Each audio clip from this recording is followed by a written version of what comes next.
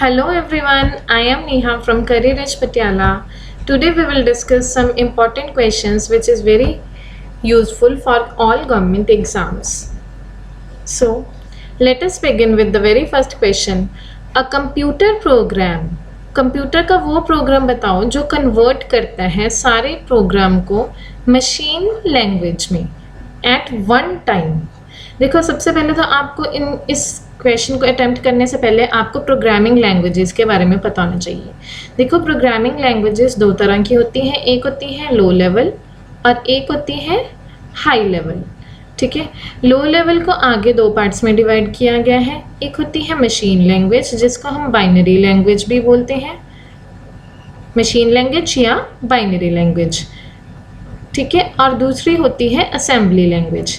जो machine language होती है वो 0-1 की फॉर्म में होती है, जो कंप्यूटर को समझ आती है 0 और 1 बिट्स के फॉर्म में. ठीक है, और जो असेंबली लैंग्वेज होती है वो होती है इंग्लिश लाइक लैंग्वेज होती है, जैसे एडिशन के लिए ADD, सब्ट्रैक्शन के लिए SUB. ठीक है, ये निमोनिक कोड्स में होती हैं,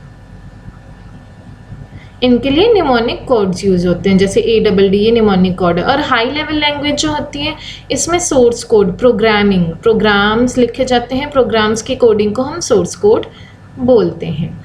ठीक है, तो जो क्या होता है कि कंप्यूटर को तो सिर्फ मशीन लैंग्वेज समझ आती है.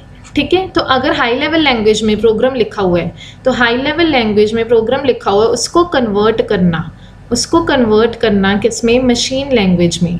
ठीक है, उसके लिए दो आते हैं हमारे पास language processors.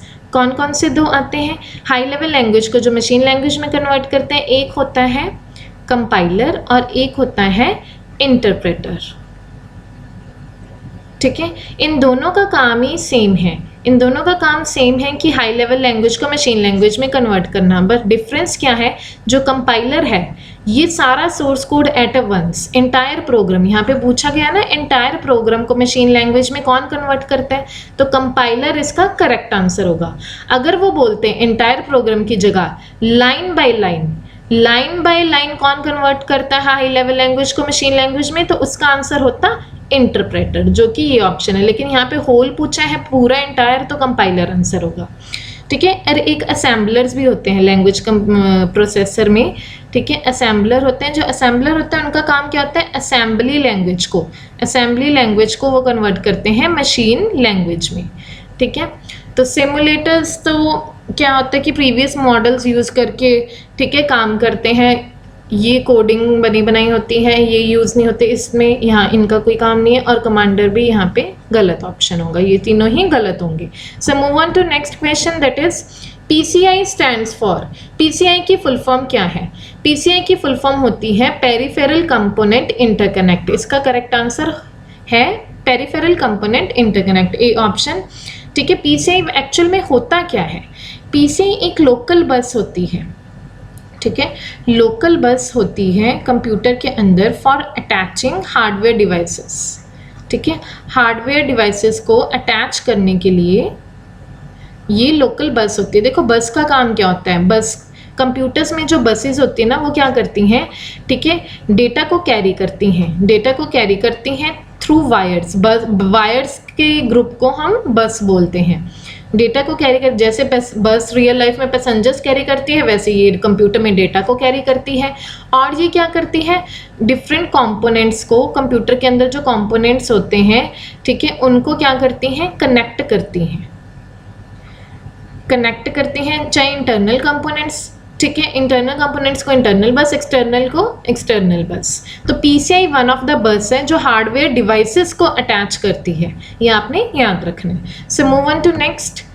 1 yottabyte is equal to, देखो ये मेमोरी जो रिप्रेजेंटेशन है. देखो अगर सपोज करो एक कैरेक्टर है P को रिप्रेजेंट करने के लिए कंप्यूटर में कितने बिट्स लगेंगी, 8 बिट्स लगेंगी. ठीक है, तो आपको पता होना चाहिए सबसे स्मॉलेस्ट यूनिट मेमोरी का होता है बिट, जिसे बोलते हैं 0 या 1 या 0. 1 का मतलब ऑन, ठीक है, 0 का मतलब ऑफ. तो सबसे स्मॉलेस्ट यूनिट बिट होता है. 8 बिट्स को मिला के क्या बनती है, 1 बाइट बनती है. ठीक है, और 4 बिट्स को मिला के एक निबल बनता है, 1 निबल बनता है। तो यहाँ पे आपको जो ऑर्डर में चीज़ याद रखनी है इस क्वेश्चन को अटेम्प्ट करने के लिए वो है KB,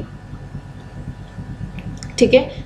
जिस सीक्वेंस में लिख रहे हैं सीक्वेंस में आपको याद रखना है KB, MB, kilo, mega, giga, tera, peta, exa, zetta, yotta, bronto and geop byte, ठीक है। इस सीक्वेंस में आपने याद रखना है। अब देखो ये सीक्वेंस फॉलो क्या करती है, ध्यान से आप देखिए। देखो ये KB है, किलोबाइट, 1 किलोबाइट, इससे पहले बाइट्स आती हैं, ठीक है। बाइट्स आती हैं, 8 बिट्स किसके इक्वल होती हैं, 1 बाइट के इक्वल होती है ना।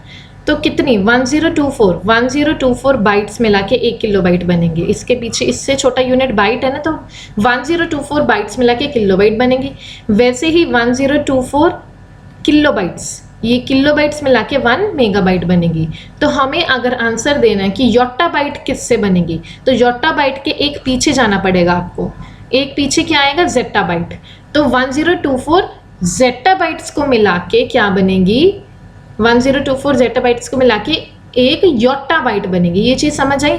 अगर वो पूछे आपसे कि जोटा बाइट 1 जोटा बाइट कैसे बनेगी, तो एक पीछे जाना पड़ेगा, 1024 एक्सा बाइट्स मिला के बनेगी, ठीक है। तो ये चीज़ आपने याद रखनी है। So move on to next. A special request originated from some device to CPU। CPU के पास अगर कोई स्पेशल रिक्वेस्ट लेके जाता है, कोई भी इनपुट आउटपुट डिवाइस या कोई और device, to acquire some of its time, कि CPU को बोलता है कि मुझे टाइम चाहिए। CPU अपना कोई काम कर रहा है, प्रोसेसिंग कर रहा है, बीच में आके अगर कोई बोलता है कि मुझे CPU तुम्हारा टाइम चाहिए, ठीक है, प्रोसेसिंग के लिए, तो उस चीज़ को हम बोलते हैं इंटरप्ट। क्या बोलते हैं, इंटरप्ट। कंप्यूटर लैंग्वेज में डिस्टर्बेंस नहीं बोलते, जनरल लैंग्वेज में बोलते, टेनुएशन भी नहीं बोलते, नॉइस भी नहीं बोलते। So move on to next question, question number 5। The process of division on memory spaces. जब हम मेमोरी ऐसे होती है, हमारी मेमोरी रिप्रेजेंटेशन कंप्यूटर में ऐसे होती है, मेमोरी के स्पेसिस को जब हम डिवाइड करते हैं, ठीक है, उस प्रोसेस को हम बोलते हैं segmentation. This you have to remember, ठीक है। तो पेजिंग क्या होता है, पेजिंग तो मेमोरी मैनेजमेंट स्कीम होती है। जब ऑपरेटिंग सिस्टम टॉपिक पढ़ते हैं तो इसमें ये चीज़ आती है, मेमोरी मैनेजमेंट स्कीम होती है, ठीक है।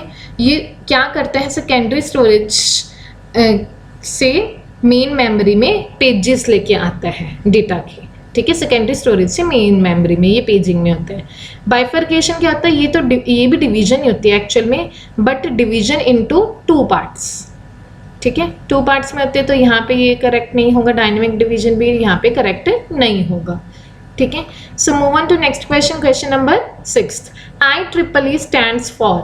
अब IEEE की फुल फॉर्म क्या है, इसकी फुल फॉर्म है Institute of Electrical and Electronic Engineers. देखो ये IEEE होती क्या है, IEEE एक नॉन प्रॉफिट ऑर्गेनाइजेशन है, ठीक है। नॉन प्रॉफिट ऑर्गेनाइजेशन है जिसका काम क्या है, स्टैंडर्डाइजेशन करना, ठीक है। स्टैंडर्डाइजेशन करना किसकी, इलेक्ट्रिकल एंड इलेक्ट्रॉनिक्स कंपोनेंट्स की, इलेक्ट्रिकल एंड इलेक्ट्रॉनिक कंपोनेंट्स की, ठीक है। ये मतलब स्टैंडर्ड्स बनाते हैं जिनके थ्रू हम डेटा ट्रांसफ़र वगैरह करते हैं, ठीक है।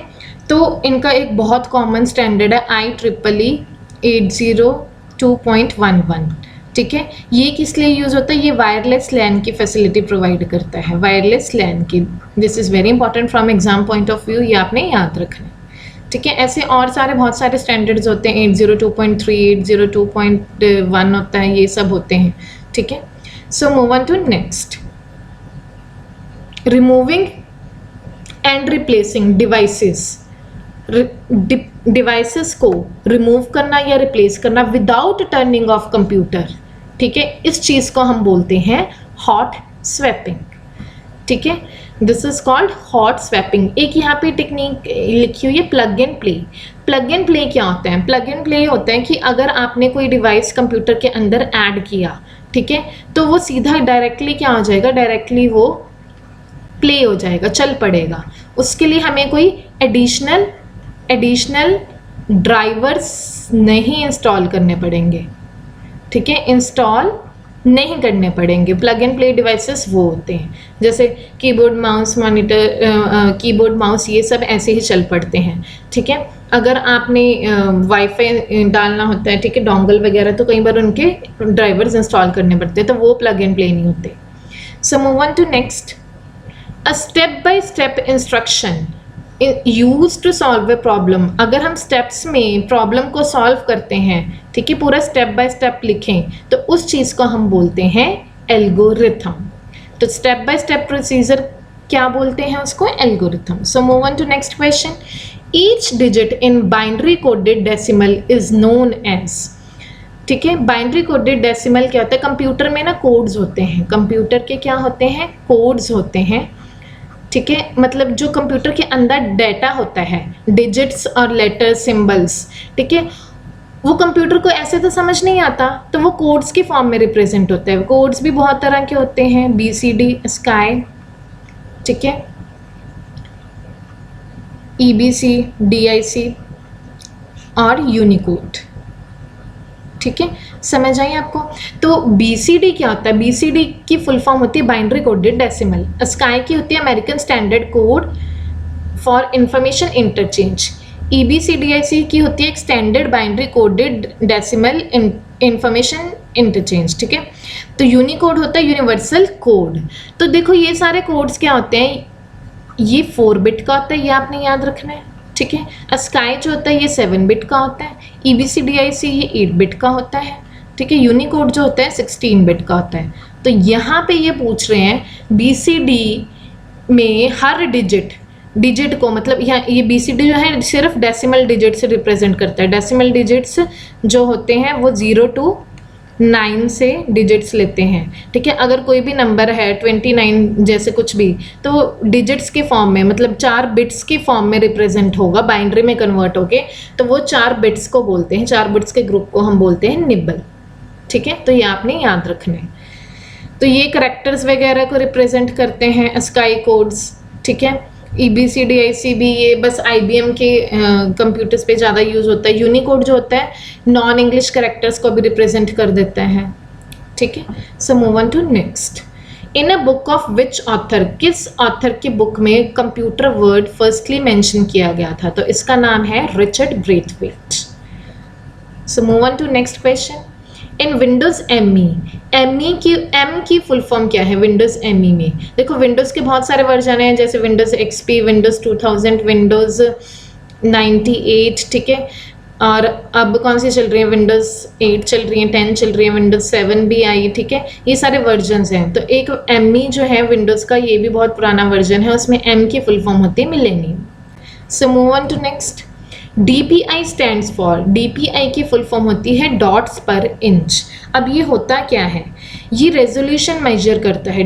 DPI जो है स्क्रीन का रेजोल्यूशन मेजर करता है किसी भी प्रिंटेड डॉक्यूमेंट का, ठीक है। रेजोल्यूशन मेजर करता है किसी भी प्रिंटेड डॉक्यूमेंट का, ठीक है। अब कैसे मेजर करता है? देखो जितने प्रिंट हुई है, जितने डॉट्स पास में हैं, जितने डॉट्स पास में होंगे उतना हायर रेजोल्यूशन होगा, उतना क्या होगा? हायर रेजोल्यूशन, ठीक है। अगर डॉट्स दूर होंगे, ठीक है, अगर डॉट्स दूर होंगे तो रेजोल्यूशन क्या होगा?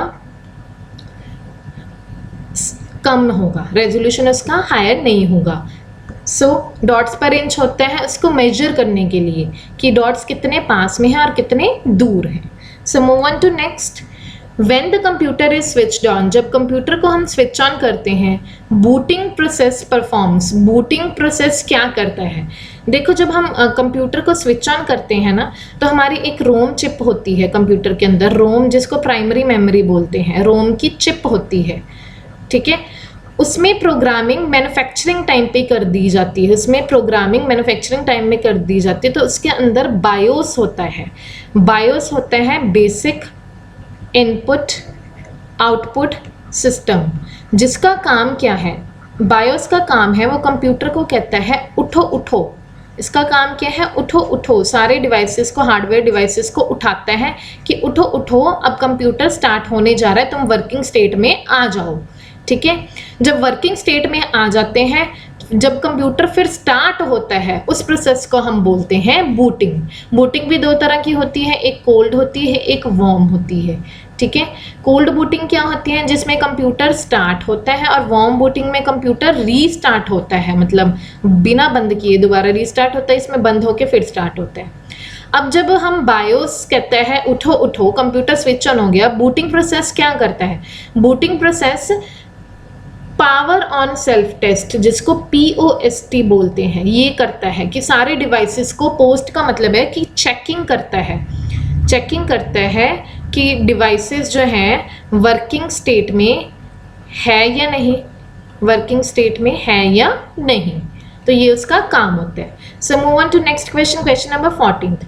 The term push and pop is related to, देखो पुश का मतलब होता है इंसर्ट करना और पॉप का मतलब होता है रिमूव या डिलीट करना। देखो स्टैक्स होते हैं, एक होती हैं क्यूज, ठीक है, एक होते हैं स्टैक्स। क्यू क्या होती है, लाइन। जैसे देखो जो पर्सन है लाइन में, ये पर्सन 1 नंबर पे आया, 2 पे आया, 3 पे आया, 4 पे आया, 5 पे आया। अब जो पर्सन सपोज यहाँ बिजली का बिल भरा रहा है, ठीक है, ये फर्स्ट नंबर पे आया, ये बिल भरा के बाहर निकल जाएगा। अब 2 वाला आगे आ जाएगा, फिर ये बाहर निकल जाएगा, मतलब first in first out principle ये फॉलो करता है। जो पहले आया फर्स्ट इन फर्स्ट आउट वही पहले जाएगा। लेकिन स्टैक्स क्या होते हैं, ये प्लेट्स के फॉर्म में, जैसे ये एक प्लेट है, ठीक है, पहले मैंने नीचे एक प्लेट रखी, उसके ऊपर एक और प्लेट रखी, फिर एक और प्लेट रखी, एक और रख दी। अब क्या है, मैं नीचे वाली प्लेट तो नहीं सबसे पहले उठा सकती, अगर मैं उठाऊंगी तो बाकी सारी प्लेट क्या हो जाएंगी, गिर जाएंगी। ठीक है, तो ये इसमें क्या होता है, LIFO, last in first out, जो लास्ट पे आया, चौथे नंबर पे जो प्लेट रखी उसी को मैं पहले निकालूंगी। ठीक है, तो यहाँ पे पुश एंड पॉप ऑपरेशन जो होता है वो स्टैक में होता है। ठीक है, तो पुश का मतलब कि एक और, जैसे मैंने एक और 5th वाला यहाँ पे आके रख दिया, दैट इज कॉल्ड पुश। ठीक है, पॉप का मतलब अगर मैंने इसी 5th को बाहर निकाल लिया, दैट इज कॉल्ड पॉप, बाहर रिमूव कर लिया। तो ये क्लियर हो गया so move on to next question. A grammar for programming language is formal description. ठीक है, अगर प्रोग्रामिंग लैंग्वेज हम लिखते हैं वो किसकी फॉर्मल डिस्क्रिप्शन होती है, वो स्ट्रक्चर रिप्रेजेंट करती है प्रोग्राम का। एक होता है सिंटेक्स, एक होता है semantics, this is also very important. Syntax क्या होता है, rule of writing, rule of writing any program. ठीक है, प्रोग्राम को लिखने के लिए ग्रामर जो होती है that is called structure, rules जो होते हैं, ठीक है, लिखने के लिए प्रोग्राम को, उसको हम सिंटेक्स बोलते हैं। जो लॉजिक्स हम बनाते हैं, लॉजिक्स जो हमें नहीं दिखते, प्रोग्राम को चलाने के लिए लॉजिक्स बनाते हैं अंदर ही अंदर, दैट इज कॉल्ड सिमेंटिक्स। ठीक है, so move on to next question. Dash is the time required by a sector to reach below read write head. अब देखो हार्ड डिस्क होती हैं, ठीक है, उनका रीड राइट हेड होता है, जिससे रीड राइट हेड मतलब कि डेटा हम हार्ड डिस्क से फैच कर सकते हैं। रीडिंग का मतलब होता है, रीड का मतलब होता है फैचिंग डेटा फ्रॉम मेमोरी। ठीक है, मेमोरी से डेटा फैच करना। और राइट का मतलब होता है saving data to memory.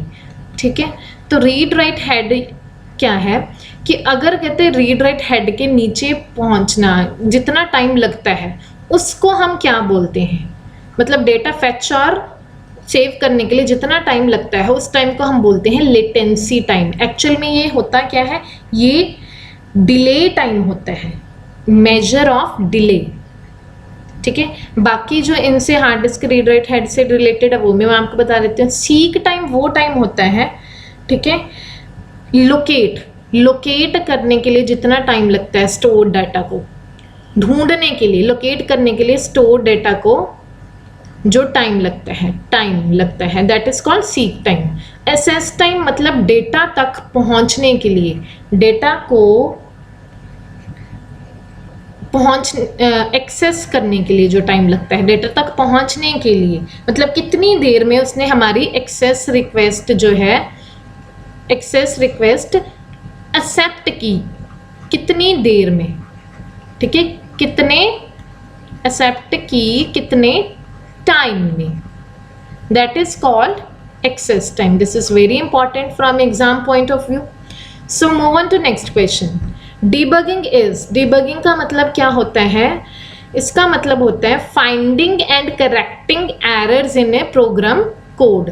Error को ढूंढना और उसे करेक्ट करना, उसको हम बोलते हैं डिबगिंग या फिर बोलते हैं bug. So move on to next question. Communication between a computer and keyboard involves. किस तरह का ट्रांसमिशन होता है कंप्यूटर और कीबोर्ड में?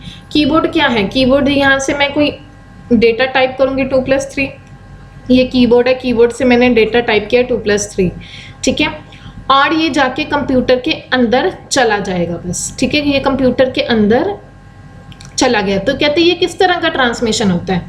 देखो ट्रांसमिशन काफ़ी तरह के होते हैं। ट्रांसमिशन तीन तरह के होते हैं डेटा को जब ट्रांसमिट करते हैं। एक होता है सिंप्लेक्स, ठीक है, एक होता है हाफ डुप्लेक्स, एक होता है फुल डुप्लेक्स। इन तीनों में क्या फ़र्क है? ध्यान से सुनना बच्चों। सिंप्लेक्स जो होता है वो एक ही डायरेक्शन में डेटा जाता है, वन डायरेक्शन में डेटा जाता है बस। जैसे यहाँ पे हो रहा है कि कीबोर्ड ने डेटा भेजा बस, ठीक है, कंप्यूटर ने वापस कीबोर्ड को जवाब तो नहीं देगा ना, कीबोर्ड को तो नहीं देगा ना जवाब, ठीक है। तो ये सिंप्लेक्स फॉर्म ऑफ ट्रांसमिशन हो गया, तो वन डायरेक्शन में डेटा जाता है। इसकी एग्जाम्पल सिंप्लेक्स की होती हैं रेडियो या टीवी, ठीक है, रेडियो या टीवी। और हाफ डुप्लेक्स क्या होता है? जिसमें बोथ डायरेक्शंस में डेटा जाता है लेकिन वन एट अ टाइम, ठीक है, one at a time.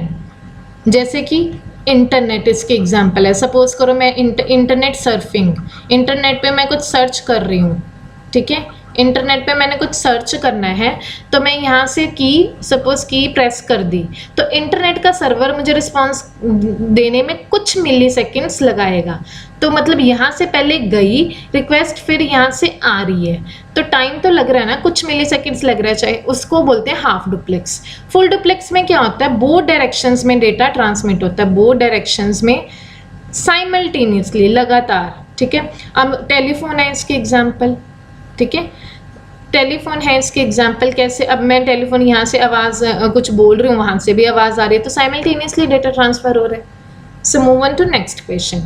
Network congestion occurs. Network congestion कहाँ पे होता है? कंजेशन होता है बहुत सारा ट्रैफिक जब हो, in case of traffic overloading. तो इसका करेक्ट आंसर क्या है? Traffic overloading. जैसे हब होते हैं, नेटवर्किंग में हब होता है एक डिवाइस, ठीक है, वो उसको पता नहीं होता, उसके साथ जितने कंप्यूटर्स अटैच होते हैं ना, वो सबको, ये क्लाइंट कंप्यूटर से सबको क्या है, डाटा भेज देता है, इसको भेज रहा है, इसको भेज रहा है, इसको भेज रहा है, चाहे वो डाटा सिर्फ इसको चाहिए हो। तो ये ट्रैफिक हो गया ना, तो नेटवर्क कंजेशन हो गया जब ट्रैफिक ऐसे डेटा का हो जाता है, that is called traffic overloading. तो हब को हम रिप्लेस करते हैं, हब की जगह आजकल यूज किए जाते हैं स्विच। उसको पता होता है कौन सा डाटा, अगर डाटा इसके लिए, वो इसी को भेजेगा, ट्रैफिक कंजेशन नहीं करेगा। So move on to next last question. GIGO stands for, GIGO की फुल फॉर्म होती है गार्बेज इन गार्बेज आउट। मतलब कि अगर आप बैड इनपुट दोगे, ठीक है, तो उसका रिजल्ट भी क्या आएगा? बैड आउटपुट ही आएगा, ठीक है। So this was the last question.